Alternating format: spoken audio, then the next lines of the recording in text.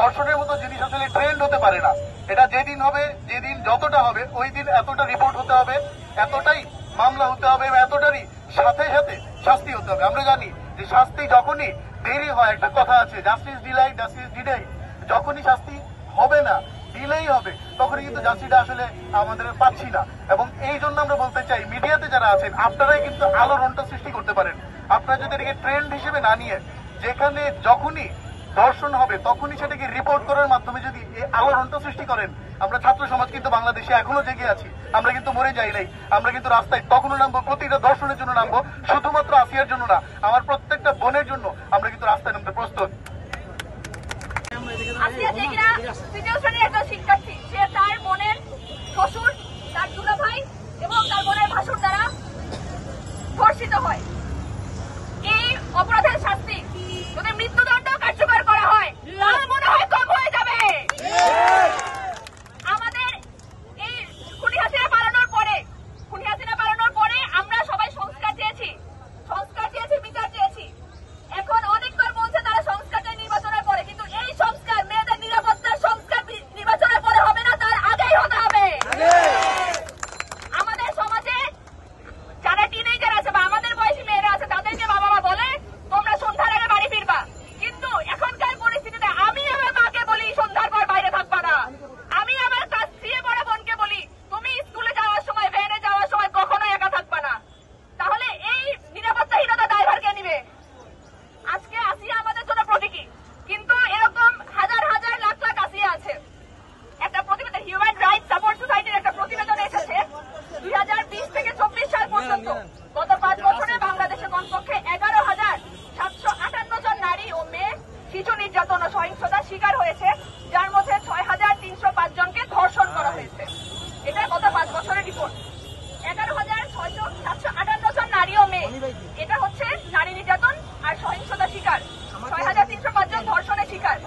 এইটা শুধুমাত্র যতগুলো মামলা হয়েছে তার নাম্বার, মামলার বাইরে অনেক নাম্বার আছে কি নাই? তাহলে এই নিরাপত্তা কে দিবে? প্রশাসন তো ব্যর্থ। এখন কি তাহলে বমদাস্তে সাথে তুলে নেওয়া দরকার কিনা? 1-2টা খুনিকে, 1-2টা ধর্ষককে যদি আমরা জেলখানা থেকে বের করে রাস্তায় অর্ধেক খুদে পাথর মারতে শুরু করি, তাহলে এর বিচার কি কার্যকর হবে কি হবে না? আমার বোন আসিয়া আজকে আইসিইউতে মৃত্যুর সাথে পাঞ্জা লড়ছে। ঢাকা মেডিকেলে পিআইসিইউতে সে ভর্তি ছিল, সেখান থেকে তাকে ডিএমএইচে রেফার করা হয়েছে, কিন্তু এখনো সে বাঁচবে কিনা তা বলা যায় না। তাহলে এরকম একজন আসিয়া নয়, 2 জন আসিয়া নয়, বছর বছর ধরে হাজার হাজার লাখ লাখ আসিয়া নির্যাতিত হয়ে আসছে, ধর্ষিত হয়ে আসছে। এদের বিচার কোথায়? কিভাবে এত কিছুর পরও ধর্ষকরা, খুনিরা পার পেয়ে যায়? এর বিচার কোথায়? আজকে আমরা এই মিছিল যদি সারাদিন, সারা মাসও কন্টিনিউ করি, আসিয়ার জীবনে, আসিয়ার মতো অন্য বোনদের জীবনে, মা বোনদের জীবনে যে অপূরণীয় ক্ষতি হয়েছে, সেটা কখনোই পূরণ করা সম্ভব না। তাই আমরা চাই প্রশাসন, বিচার ব্যবস্থা এসব ক্ষেত্রে নির্বাচনের আগে হোক পরে হোক, এখন থেকেই সংস্কার আনতে। না হলে নির্বাচন হওয়ার আগ পর্যন্ত, পরবর্তীতে সংস্কারে যাওয়ার আগ পর্যন্ত আরো অনেক বোন নির্যাতিত হবে, নিপীড়িত হবে। আজকে আসার আগেই একটা খবর দেখলাম, একটা মেয়ে 14 থেকে 15 বছর বয়স, তাকে রেপ করা হয়েছে। যখন গ্রামে হচ্ছে সালিশ বসে, সেই সালিশে কিছু টাকা, নামমাত্র কিছু টাকা জরিমানা করে ছেলেকে ছেড়ে দেওয়া হয়েছে।